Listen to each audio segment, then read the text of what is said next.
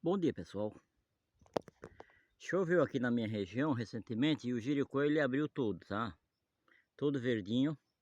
Como eu já disse em vídeos anteriores, passado, para que ele serve, ok? Quero reforçar para vocês também que ele também serve para tirar a tosse seca, tá? Aquela tosse que você fica tossindo, mas não sai nada, ok? Além de bronquite, asmática também serve. Só fazer o chá e ir tomando, mas não é um chá não, tá?